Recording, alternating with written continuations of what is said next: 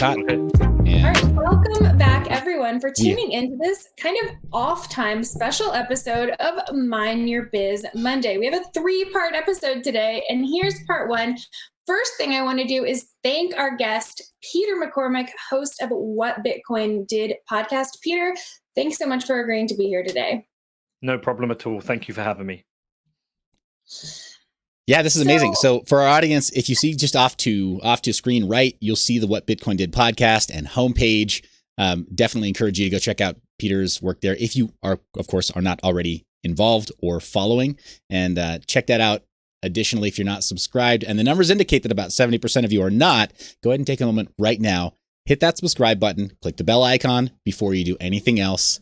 Promise this will be worth your while. Yeah, very much. All right, so, there's so many questions for you, and it's hard to know even where to start. So maybe the place that we start is where your conversation with Seth began and how this whole kind of happened. What specifically was it, Seth, that happened that made you want to ask Peter to come on the show?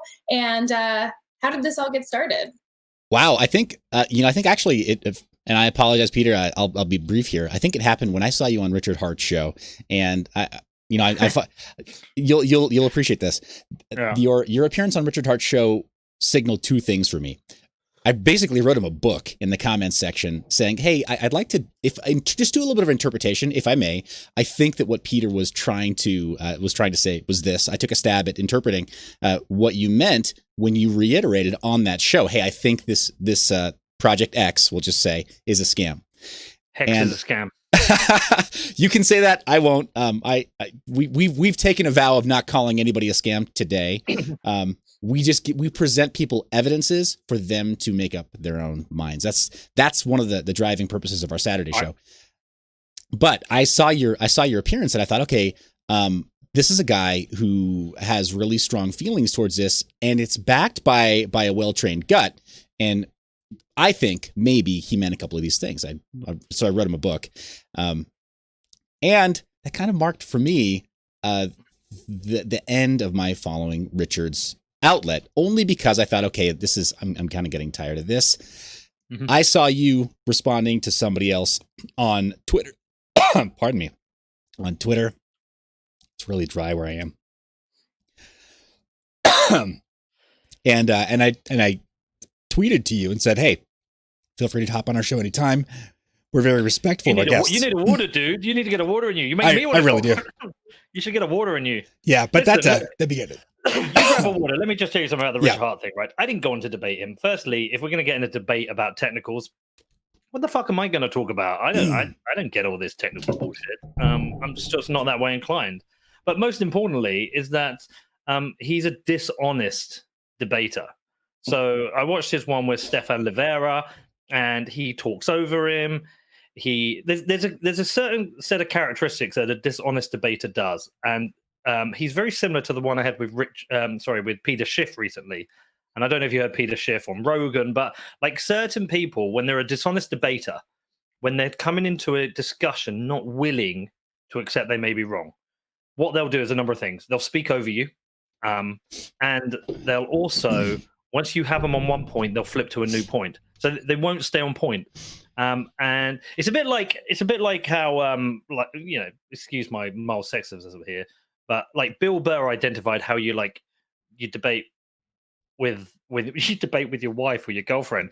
Like when she's right, she'll stay on point, right? You stay focused on that point. When she's right and you fucked up, and she'll completely debate that point. When you're right, she'll go completely rogue and bring everything up, and then finally she just hates your fucking friends and you're a dick. And that's kind of how Richard Hart debates. Like when he thinks he's right, he stays on point. When you get him, he just moves to another point, and he'll just move and move and move. And I think on Stefan, he was quiet. He was changing down his mic. So I know he's a dishonest debater, so I had no intention of debating him. There is no debate anyway. So I just decided to just go on and tell him this thing was a scam and he's a letdown, and just repeat it over and over again. And it got a mixed response. Some people said, well done, congratulations for telling that. And other people said they were embarrassed for me for what I did. And because I called him I don't know how the language you use on your show, but let's say I called him a CUNT. Some people are disappointed, but I don't give a fuck. He's a scammer. Hex doesn't exist because of some great reason that Richard Hart wants to bring a new required cryptocurrency to the market because he can do something other cryptocurrencies can't do. No, he lost a load of money in the last bull run because he did a show about it and he ended up nearly crying. And he's done a scam to make a bunch of money. That's all it is. He's a career scammer. You only have to Google him to see he's been involved in numerous scams in his life. And this is just another scam to make him money. And this is all it will do. Yet somehow he's built a tribe of morons who believe in this scam and who are going around polluting Twitter and the internet with support for a scam and arguing with people about why it's like a valid thing. I tell you now, in 5-10 years time, when people are using Bitcoin, no one will be using Hex. It serves no purpose but to make Richard Hart money. And the only other people who are interested in it believe it's going to make them money because they believe this fallacy that you can create and print money out of thin air and it just exists and makes people rich, which is obviously bullshit. If you don't create value, then there's no reason to invest in it. So it's just fucking nonsense, and he's a scammer and he can go fuck himself. Okay, so without calling out any specific projects as scams, I'm a little bit, I'm just curious about what criteria what criteria some, project, cryptocurrency or otherwise, needs to have for you to, I don't know, think that it's a scam. And bear in mind, Peter, on this show, we beg you to please speak your mind. Tell us how you really feel. So I graded it before, right? I've said I'm not one of those people who say everything but Bitcoin is a scam because I think that that legitimizes other scams. Okay, so what I would put it down is there are outright scams, absolute, unequivocal scams. I've probably said that word wrong. Unequivocal. OneCoin is an absolute scam. It's a complete scam. Plus Token is a complete and utter scam. Okay, so there's that. Then there are what I would call the semi-scams, where people have created blockchain-based projects ultimately to raise money and exit. And that's happened a number of times. Then I would say there's like misguided ideas where people think they've created something because they think they need a blockchain, when in fact they don't. They would be much better suited having a database, and they don't need some volatile token to run their business. And then I'd say there are projects which I think are people trying to make a legitimate attempt to do something. And I think there are various arguments, both sides, whether it's legitimate or not. So I struggle to call Ethereum a scam. I think it's misguided. I think it's stupid. But I don't think the creators of Ethereum created it thinking, we're going to go out there and scam people. I think they created it because Bitcoin couldn't do what they wanted and they created something else. I think they've misled people and I think they've changed their vision. But that happens. People create companies and they do pivot. That happens. And also, I would say that, like, ultimately, I think it's screwed. But I don't think the people set out to scam people. I think there's some people have an ideology that there's only one use case for a blockchain, which is Bitcoin, and everything else, therefore, is using blockchain to market something. I think it's a bit more nuanced than that. I think there's certain people that believe. I think Vitalik Buterin fully believes what he is doing is creating something useful, and therefore I don't think he's scamming. And when somebody says, "Well, he doesn't need a blockchain," I said, "Well, we're talking about database design here." I'm sure there's lots of projects out there, not in cryptocurrency, where people have used, I don't know, I think I'm out of my depth here, MongoDB instead of .NET, and maybe that was a bad choice in database design. But does that make it a scam? I don't think so. But look, I think these things are useful to discuss. I am of the opinion that Bitcoin is probably the only required use of a blockchain. But do I think other people could do things? Perhaps. Everything else is pretty clear. These projects are just created to make someone money. Fair assessment. It sounds like then, in your estimation, a useful metric to just decide whether or not something's a scam is to ask, does it leverage existing technology that works, or is it just trying to create something new and flashy for the purpose of? No. Okay. I think to call something a scam, it has to be set out to rip people off, to make money dishonestly.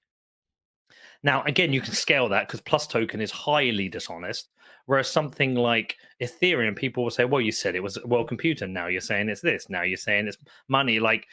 But like I say, projects pivot, and I don't see pivoting as a scam. I also don't think poor database design is a scam.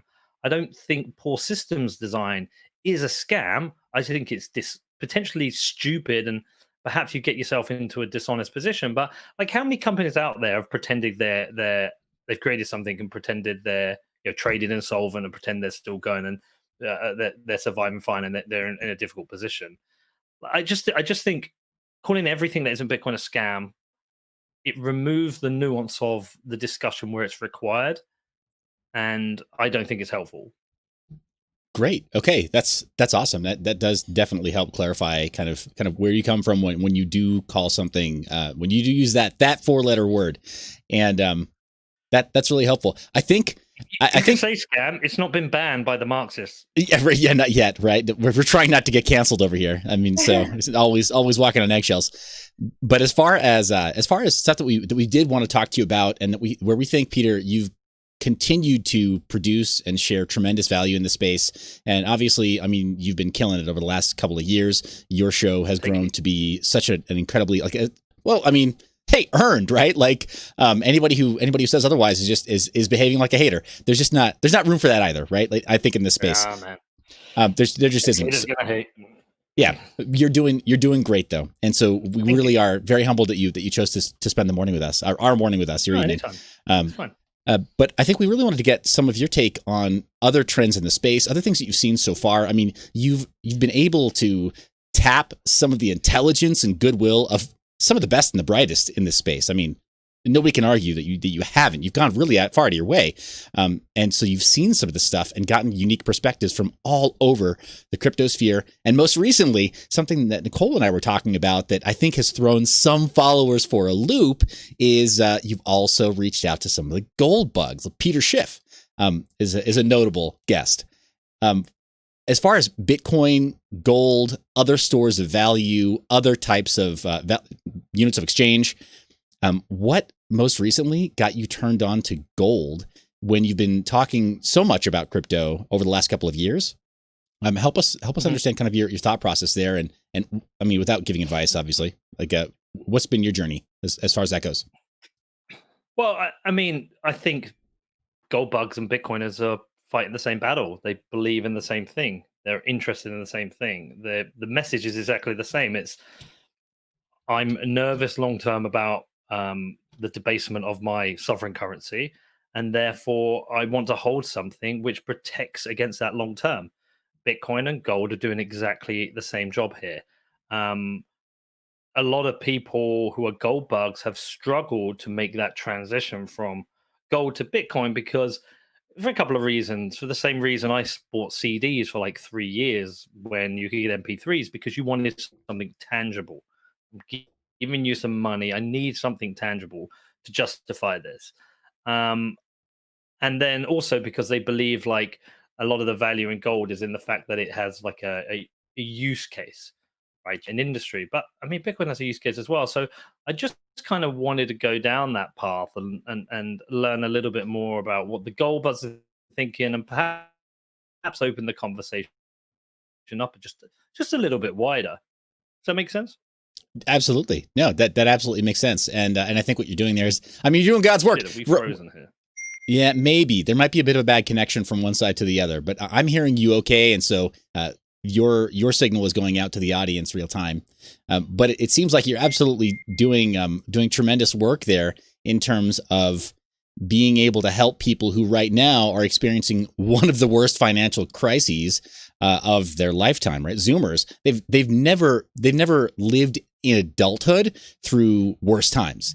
So for you to help expose members of that audience, to a different asset class, to something else, I think is absolutely valuable. And you can do it. I think you're totally right. You can do it without alienating the crypto scene and even the diehard Bitcoiner scene. You should be able to. Yeah, well, I think so too. And I think kind of the argument about, why does it have to be gold versus Bitcoin? Is there something wrong with holding assets in multiple classes? Like, why? Why should there ever be an issue with somebody wanting to do whatever they want with their own money? But when we're talking about their investment money, it really doesn't have to be gold versus Bitcoin, does it? No, it doesn't. And like some guy went mental at me online because I was like, look, I hold the majority of my say investment capital in Bitcoin, but I was thinking having a bit of gold. If we head towards some kind of stupid apocalyptic scenario, I think it'd be sensible to hold a bit of both. And they're all like, why? You should only hold Bitcoin. You're a Bitcoiner. You have a Bitcoin podcast. I was like, well, there may be scenarios whereby like governments try and crack down on Bitcoin. And again, he just kept arguing with me. I was like, look, what are you worried about? I'm primarily in Bitcoin, but I'm thinking of having a little bit of gold. Like, I don't think there's any harm in that. Yeah, I think Seth and I both hold both assets, and I can't see. I have like gotten some. Oh, your gold's going to go up way slower than your Bitcoin, and I'm like, yes, but it's also far less volatile, and I have to worry about it losing value less, right? Awesome. So, Nicole, I know you had a couple of additional questions for Peter that were lined up that were separate from this conversation about store of value. I know I've got some questions about content creation because, certainly in terms of the impact of our channel right now, like you would be senpai to us, right? Like we absolutely, we feel flattered that we got your attention, and you've been so involved in getting guests on your show and working on building basically what is a media empire. I've also seen that you've published some at least short form docos, or do you do long form as well? We are missing your audio now. Yeah.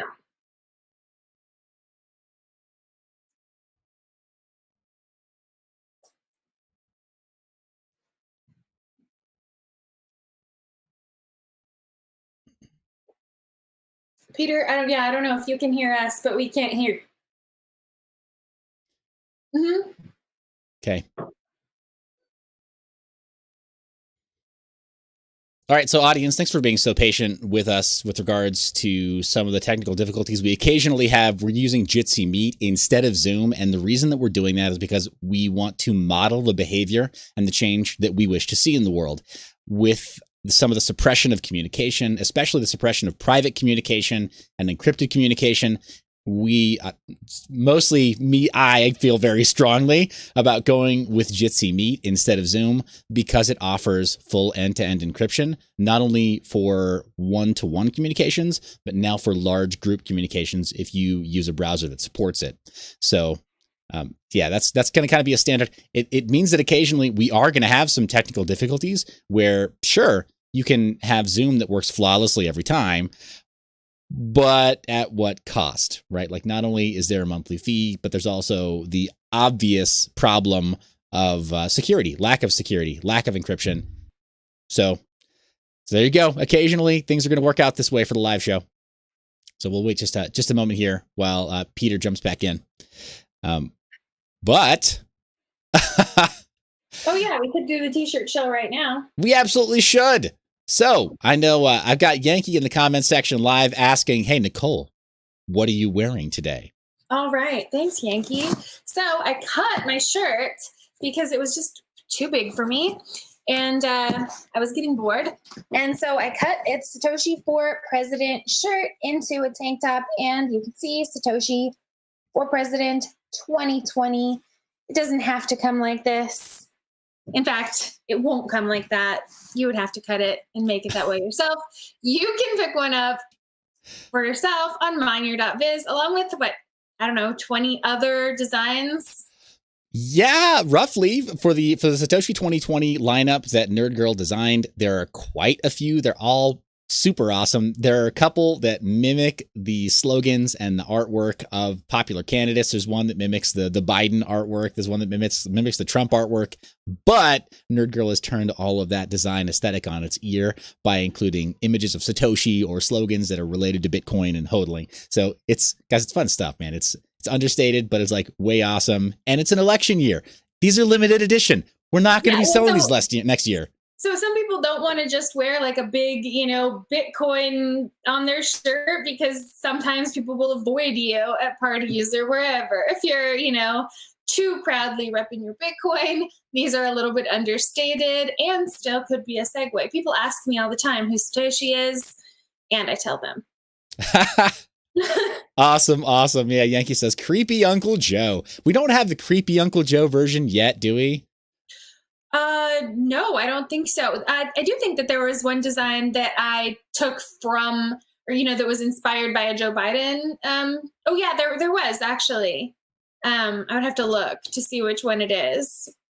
But is there a specific creepy Uncle Joe shirt that you're thinking of? Because, design? Because I don't know what that is. Yeah, guys. I think he's referring to the fact that Joe Biden has images of himself sniffing young women's hair, which is creepy, right? So creepy Uncle Joe doing creepy things when he's not otherwise talking somewhat incoherently.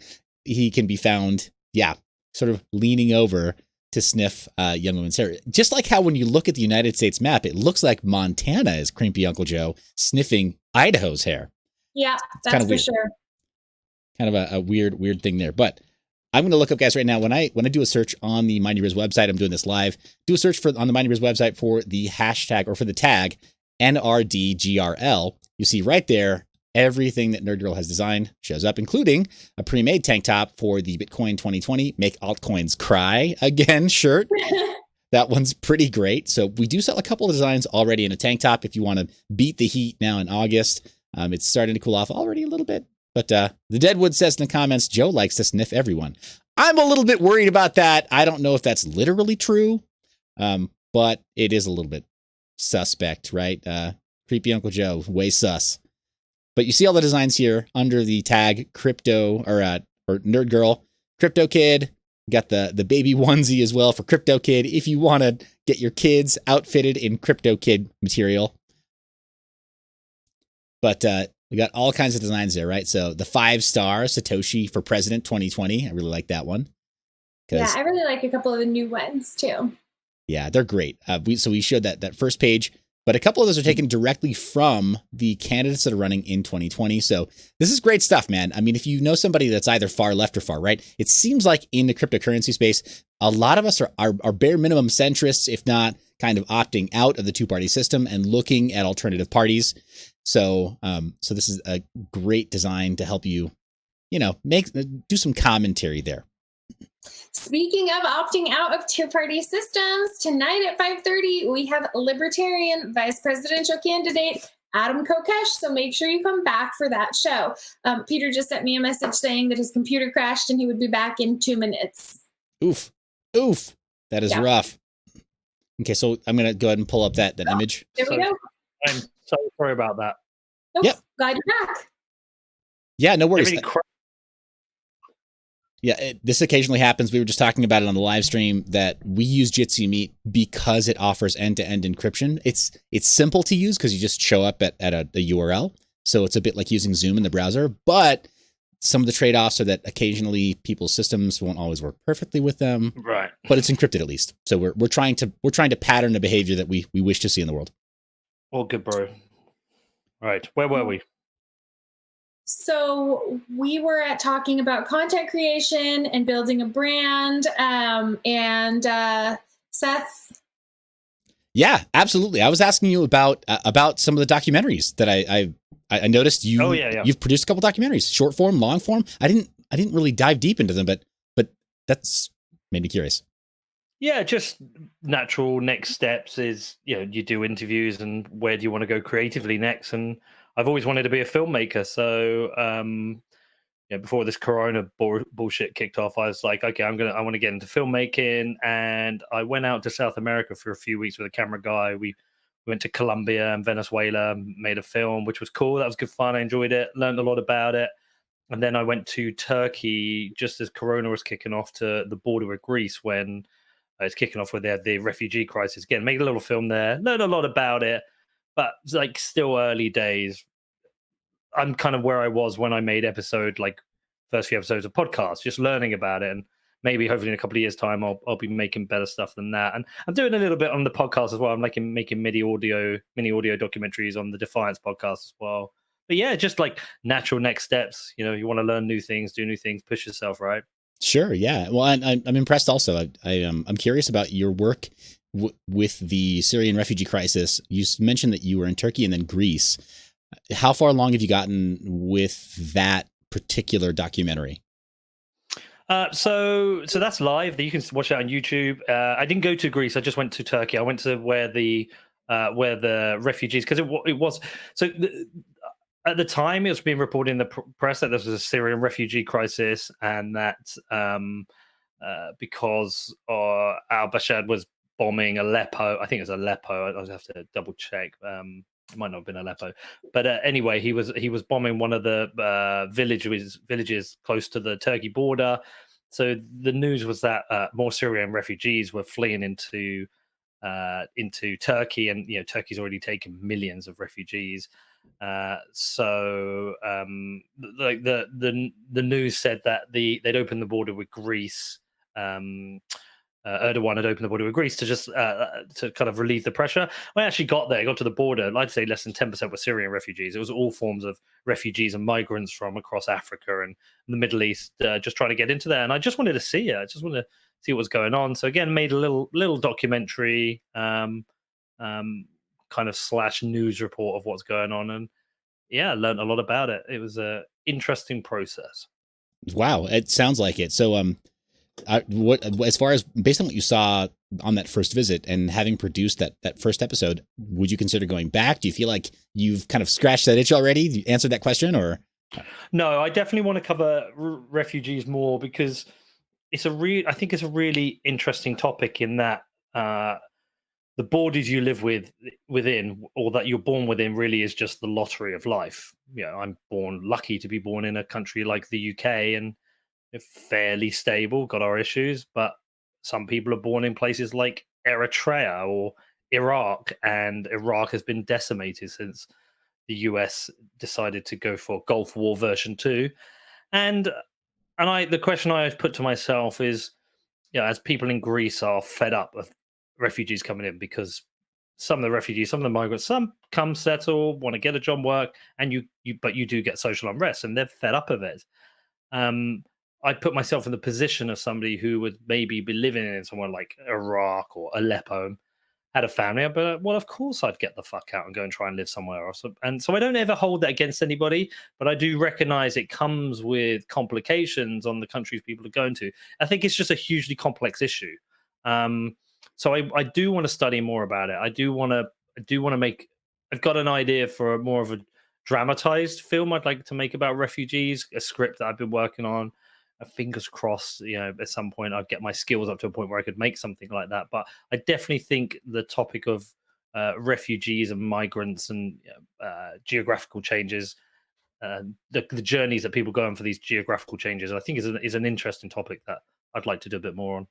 Phenomenal. And just based on your experience there so far and what you've seen so far, some of the follow-up work that you're interested in doing, how do you feel your work to date in cryptocurrencies and Bitcoin in particular, how do you feel like that dovetails into the considerations and concerns of migrants, whether they're a part of nations that come from conflict or not? I mean, I guess you can make a connection. When I went to Venezuela and you had people coming across the border, and I was in Cucuta in Colombia, people coming across the border every day just to buy goods because you can't get them certain goods inside Venezuela, or they're just too expensive. And so when I went into Venezuela, I was thinking, well, how can Bitcoin help people? And certainly, if you're middle class and you've got the access of the means, yes, you can buy Bitcoin, and that can help protect you against inflation.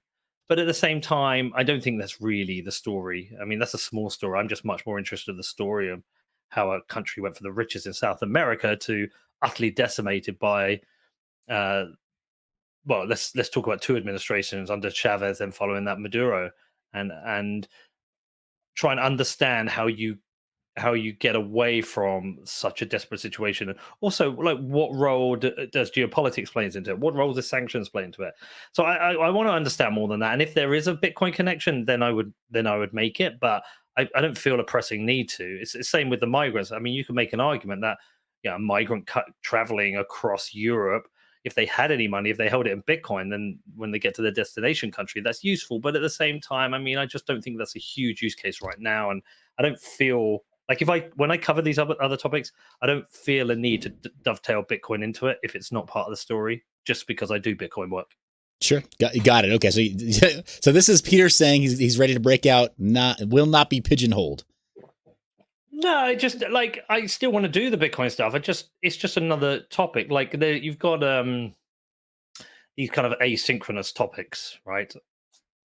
That are the Bitcoiners are interested in: human rights, freedom, censorship, etc., liberty.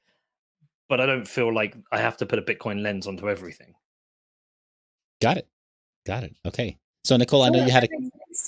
Yeah. So actually, Peter, I know in our, private conversation when we were arranging this meeting on Twitter, we talked a little bit about how I first started wanting to talk to you. And that was over a year ago. I had interviewed Craig Wright, and it wasn't until after I interviewed him that I found your interview with him. And it was funny because in your introduction to the interview, you were saying a lot of the same things that I was saying, like, hey, let's just give him a chance to talk at the very least. He's been around in the space for a long time. So that ended up with you being, sued for I don't know, what was it? Slander?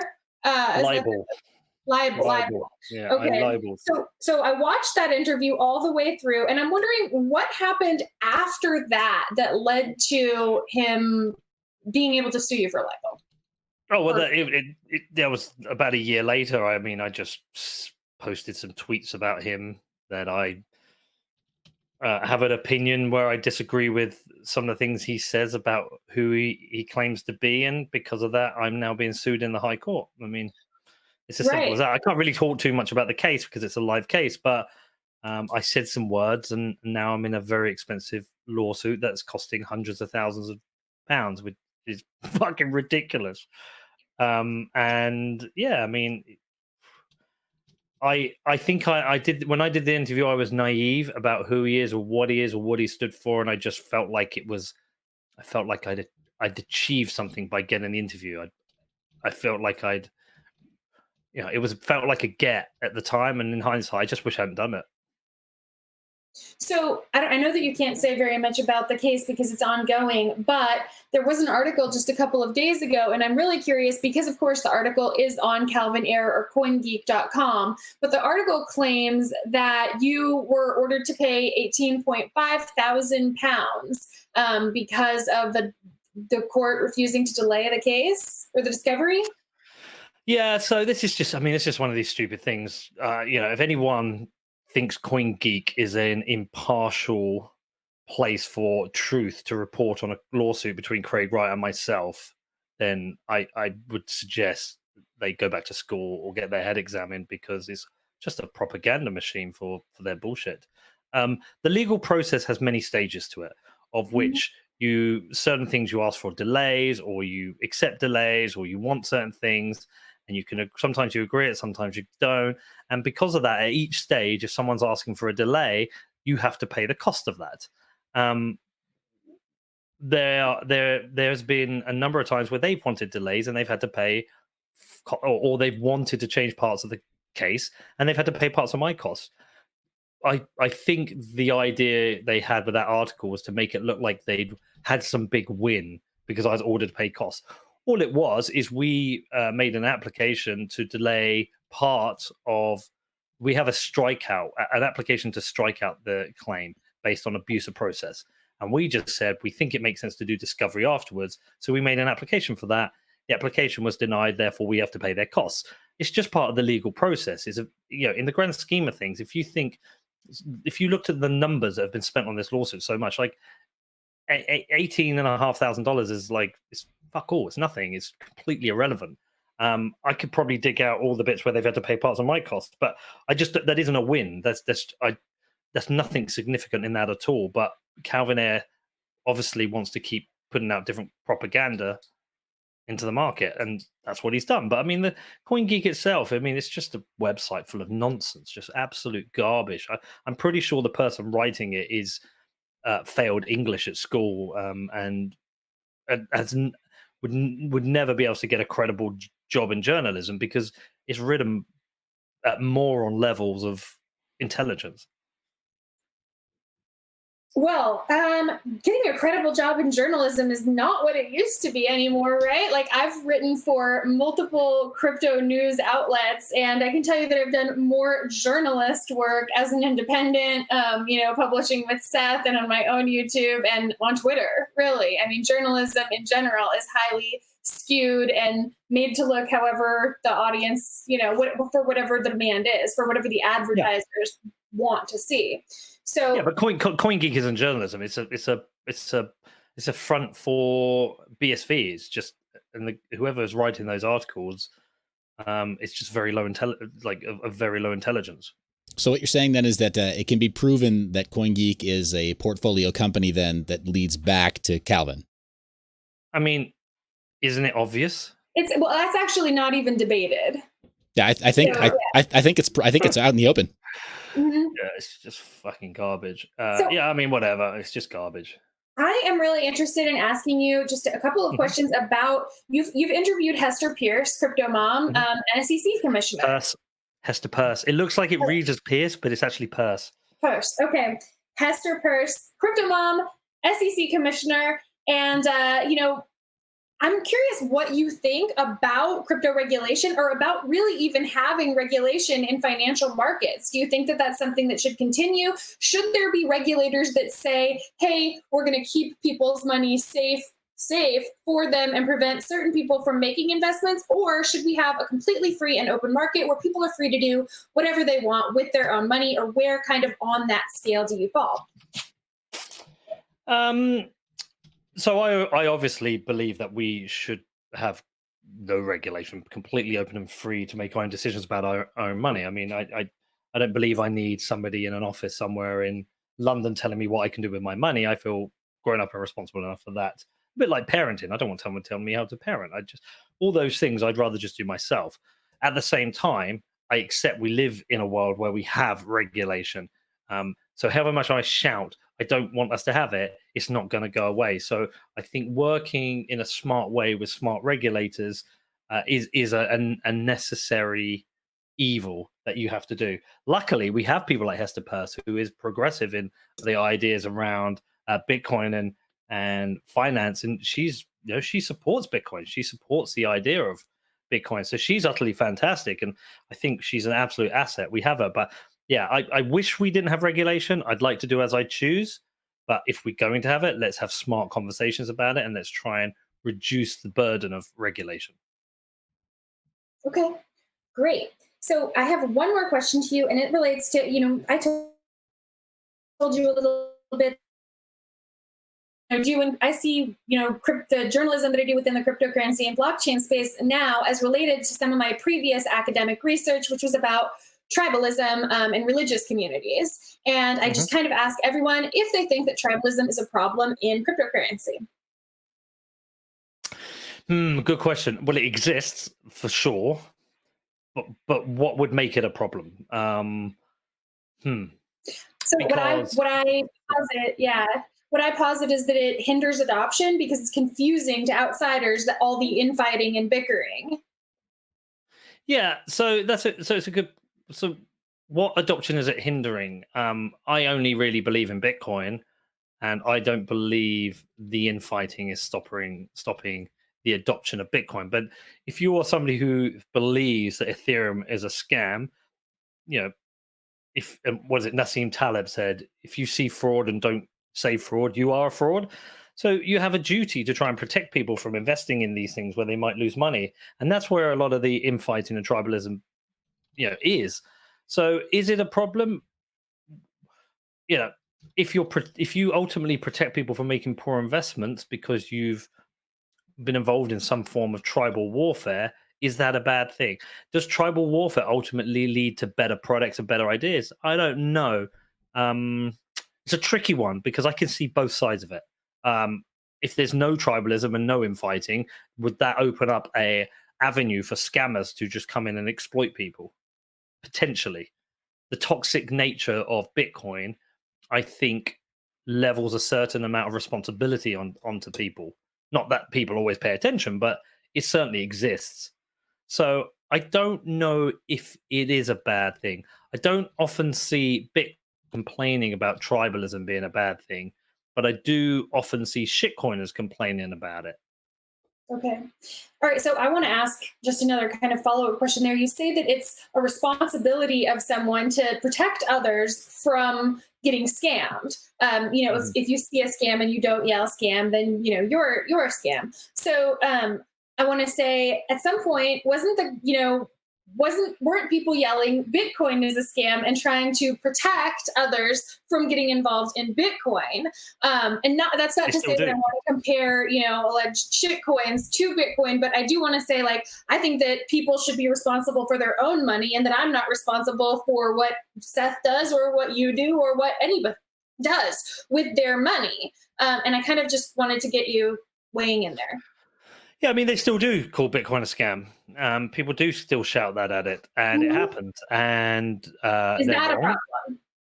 Well, it's not a problem, but they're wrong, and you can correct them on it. So, if someone like Peter Schiff makes claims about Bitcoin, which he often does, and almost always they're wrong, you can correct him on that, or you can correct it in the market. But freedom of speech allows him to make those claims. So I think you either have free speech or you don't. If you have free speech, you have to accept people are going to say mean things about things you're interested in or projects you're interested in. But as long as you can back them up with a sound basis of defense, then no, it doesn't bother me. So it is proposed by some that Peter Schiff is controlled opposition, and that the number of times that he says Bitcoin is a scam for each one of those times is actually really helping Bitcoin's adoption, because that's getting the word Bitcoin into people's minds. And then that makes people look up Bitcoin, and those who are inclined to adopt the, software anyway will do so regardless of what Peter Schiff has said. So is it possible that when Bitcoiners are screaming altcoins are a scam, that they're inadvertently doing the same thing? Maybe. I think there's a slight difference in that Peter Schiff has a huge audience outside of cryptocurrency who follow him, and therefore he's introducing them to the idea of Bitcoin, whereas cryptocurrency is kind of like a closed loop of conversations. So I don't see it as the thing. Does that make sense? Sure. Mm-hmm. And I don't know if any of the shouting really does make a difference. Well, it made a difference for me. I used to shitcoin, and it turned me off them because, I just spent some time looking at the things people are saying and the criticisms, and I eventually came to the conclusion that Bitcoin's the only thing I'm interested in this field of technology and finance. Okay. So would you say then Peter Schiff is he's a bit closer to a Dave Ramsey character? People just take him at face value. People take him at his word in terms of financial musings. I think so, but he's making himself irrelevant. His biggest problem is that he's so anti-Bitcoin that if he's ultimately proven wrong, which I think he will be, it's going to be a hefty fall for him. Whereas if he was kind of a bit more objective about it, saying, okay, look, I understand this and I agree with you on this, but perhaps on these points I disagree with you. At least he's intellectually honest through the process. So if Bitcoin ends up continuing to grow, but ultimately I think he's like those journalists who over time become more and more critical of Bitcoin. They've been around it, they didn't invest, they missed out a huge opportunity, and I think they have a little bit of bitterness in them. Okay, got it. Definitely seen the memes, right? Yeah, Peter Schiff has been around long enough to he's been around long enough, Bitcoin, to be an objectively very wealthy man. Mm. But he's probably pretty wealthy anyway, so I doubt he has that many concerns. Sure. What do you make of him saying that claiming that he lost his seed phrase publicly? I mean, it just adds to his narrative, but something didn't completely add up about it. And yeah, that's the point where you just go and you sit down and you think, what did I do wrong here? And you learn from it. But he just has a whole narrative to spin. That's the point. So it just becomes a little bit disingenuous. And you know, you only have to listen to his interviews. He doesn't let other people speak. He just talks over them. So it just all becomes a bit pointless. Got it. Well, didn't want to spend too much time talking about other characters who've been on your show. I still find it fascinating that you were able to get him onto your show, and that it wasn't necessarily overly contentious, but that you invited him on with goodwill and wanted to hear what he had to say. So I'm curious, as far as the future of DeFi as such, right? Not hashtag DeFi, but the concept of decentralized finance. What do you make of that term? What does that mean to you, and where's it going? Yeah, I mean, I don't spend any time looking at DeFi, right?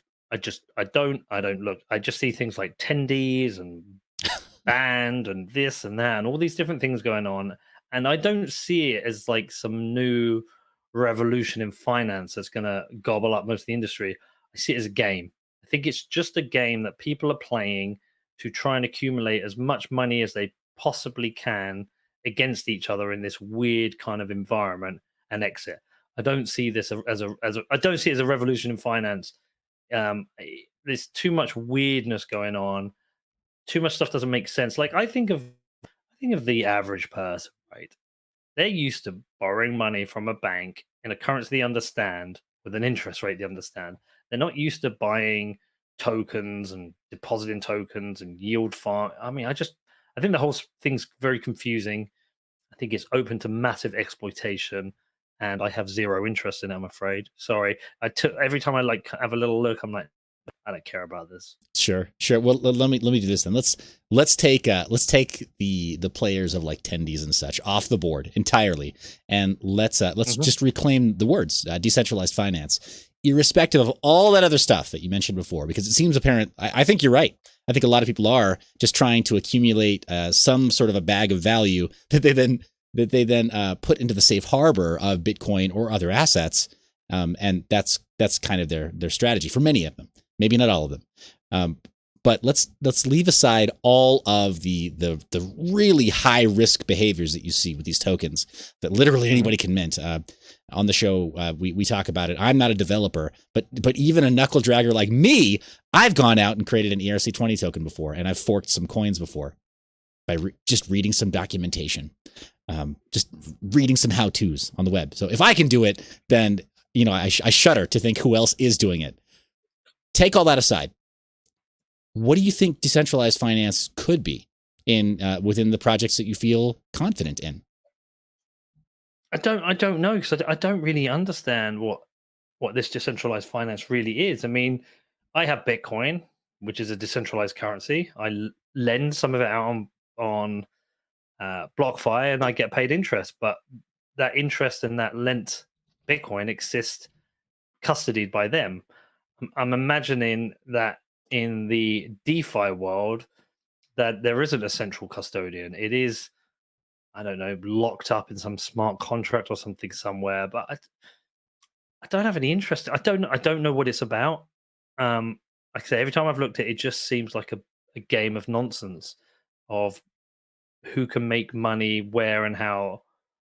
And I just don't think this is some idea that's going to go mainstream. It's too complicated. There's too much weirdness going on. Sure. Yeah, So I'm really sorry. I just don't have an interest in it. Got it. No, I totally understood. And that's not me. I'm not trying to force a card or anything. I'm just curious, because some people will say, for example, like, oh, well, if it's decentralized and uncensorable, then in my mind, we can reclaim the words decentralized finance and call Bitcoin DeFi, or OmniLayer protocol, right? Tether, right? They issued tokens on Bitcoin. Maybe somebody could call that decentralized finance because you have a representation of the US dollar, at least, on Bitcoin. Yeah, I don't know. I mean, DeFi just sounds like a game. It's a game that like a bunch of people are just playing. It just feels like some kind of game you would play on your phone, right? One of those things. Sure. My son sits and plays for hours on end, and like somehow at the end you maybe pop out a bunch of like coins where you've made profit, but it doesn't feel like some mature industry which is going to gobble up parts of finance, whereas Bitcoin will gobble up. It is gobbling up parts of the SOV market, but I just don't believe DeFi is going to gobble up a meaningful part of the finance industry because it doesn't make any sense. Like we need simple, we need things to be simple for people to adopt and use them, and it just isn't simple. Sure, that totally makes sense. Thank you for weighing in on that. I appreciate it. I have two additional questions for you that are just related to privacy. Actually, on this channel, we are, we'll just lay the cards bare. We're very big advocates of privacy. We asked you to use this Jitsi Meet service because it has support for encryption. It's what Edward Snowden preferred to use when revealing what he did about the NSA and massive spying on the American people, and then of course all of the Western world, all of the world, right? In fact, I actually live not too far, geographically, not too far away from one of the largest NSA data centers that is collecting everybody's info. Yeah, I mean, you mentioned before, right? Some things that the U.S. is involved in that has made the world very difficult. And I can't take accountability for that entirely. Again, like you, I won the birth lottery of being born in the free world. I'll take it, right? I'll take that advantage, even with some of the bad stuff. But we're big fans of privacy. We know that we have to claw back some privacy from some of these organizations who have done things in secret. Here in the United States, we voted, the American people rather voted in the early 90s, telling the NSA, no, we don't approve of snooping. They did it anyway. Right? And then they expanded it anyway. And I mean, so many things have happened here stateside and then within given territories and states where the American people spoke. And then even after putting it to a vote and even after the people having their voice heard, counted, represented, and then acknowledged, yeah, you voted this way, our government has acted not in our interests, and clearly because we voted on it. So there are some times where the system has just failed us.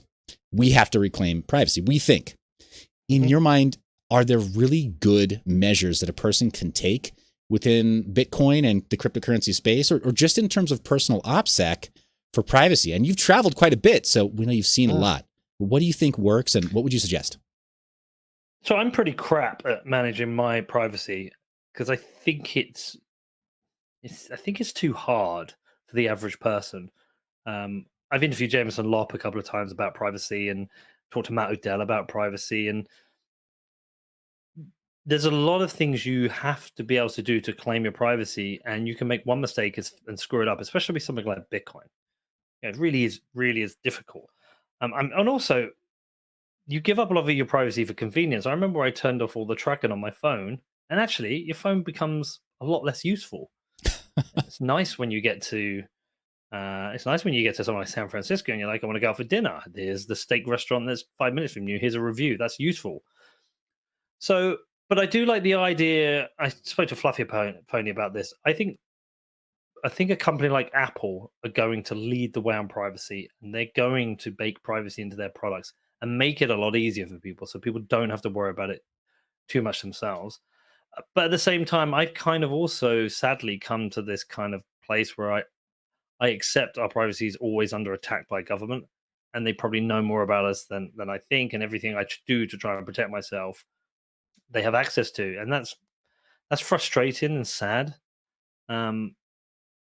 So yeah, I think trying to achieve.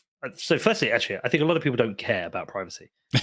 Get outside of Bitcoin. Just go and talk to your friends. They just don't give a fuck. Sure. I mean, they might say they do, but they're not willing to do the things they need to do to protect their privacy. Yeah, confirmed. See also Facebook. Yeah, exactly. Everyone's still on Facebook. So there is that. And then even those who want to do it, it's such a drag. It's so much effort. And so it just becomes really difficult. But like I said, I think Apple are making steps towards that. They've got this sign up option now. You can sign up with Apple, and it uses like a random email address, which isn't your email address, which is cool. That's like a step in the right direction. So you don't have to give up your email address to every service you sign up to. And I think over time, I think big tech will solve privacy for the normie rather than having to be some kind of like hardcore cypherpunk like rebel who knows how to figure it out and do it themselves. Yeah, awesome. Well, hey, I definitely appreciate that view on it. As far as privacy within cryptocurrencies, you mentioned before that Bitcoin privacy is actually, it's very difficult. We're apparently finding out after the fact. I don't have the skills to be able to audit this sort of thing, but it's come to my attention that that privacy-oriented Bitcoin wallets like Wasabi Wallet are not as secure as they claim. They can be de-anonymized through Chainalysis. Apparently, I guess Samurai Wallet, the mobile Bitcoin privacy wallet, apparently it's done quite well. It has passed some third-party audits. So Bitcoin privacy, as you mentioned before, it seems really hard. Are you interested in any kind of cryptocurrencies that include some privacy at the protocol level? You mentioned interviewing Fluffy Pony, and I'm sure he was very happy to tell you all about Monero. But are there any that you have confidence in? I mean, I know there's some Bitcoiners who think Monero is also a shitcoin. I think in the world of altcoins, Monero is the most credible one. And I can certainly think of scenarios whereby I would maybe use Monero over, say, Bitcoin, because I'm not skilled enough to operate with perfect Bitcoin security. So, for example, say like when my mum was sick and I had to buy cannabis oil, if I wanted to do something like that again, buy cannabis oil for someone who's sick where it's illegal here, I'd rather use Monero just because I know it's baked in at the protocol level. Whereas if I tried to do it like with Bitcoin, I could muck up, I could make a mistake, and I could expose myself. So I'm not ashamed to do that, and I would do that. But my hope and what I'm looking forward to is that privacy comes to Bitcoin at the protocol level eventually. Got it. Okay. It's a bit tricky right now. Sure. I mean, absolutely. I mean, I just I definitely appreciate that. You may be aware, Litecoin, the unofficial test net for Bitcoin, they're including on their roadmap support for Mimblewimble. Yeah. So I don't know if that really means anything for Bitcoin, really. No, I mean, Mimblewimble's got its own issues. I remember I looked at it a while back. I can't remember what it is now, but I know that also has its own issues. So, I've heard about that. Okay, awesome. Well, I definitely appreciate you spending that extra bit of time to talk just a little bit about privacy. Oh, right. Is there anything that you feel strongly about right now that you're working on that you'd like to promote? Anything you'd want to say to this audience that maybe you don't typically speak to? Hex is a scam. We come full circle. Ladies and gentlemen, give a round of applause, smash like, and go check out all the media channels for Peter. Thank you so much, Peter. Since you missed our little shill in the middle of the show where you were getting your computer adjusted, I think that you would love our Satoshi for President shirts. And if that sounds interesting to you, go check them out on mineyour.biz. Oh, come on, Nicole. You're wearing one right now. Please model it. Right. I saw it, Nicole. Does not include V-cut neck. Yeah. Doesn't include V-cut neck or not tied in waist. That is up to you, Peter. Sorry. That's okay. Yeah. We can't customize. You'll have to let me know if you make it out to the States next year for Burning Man. Well, I've always wanted to go. Mm-hmm. So, yeah, I've always wanted to go. The problem is can't travel to the States right now. I know. Well, it's canceled this year because it would be in just a couple weeks, but maybe 2021. Well, listen, I would like to go. So maybe we can make it happen, yeah? I'm in. Awesome. All right. Well, ladies and gentlemen, thanks for coming to us live. I'm going to kick you guys out. Later, 5:30 Pacific time, Adam Kokesh, 6:15 Pacific time, Charles Hoskinson. It's a busy day, guys. Oh, the co-founder of Ethereum. Yes. Yes, we have a busy day over here. Guys, thanks so much for being tuned in. Tell him I say hello. Is that okay, we'll cut this out and show it to him. Which tone should we use? Say Peter said hello. Why did you block me on Twitter? Yeah, we're going to be blocked on Twitter by the end of the day as well. Thank you. All right, awesome. Guys, thanks for tuning in. Ciao.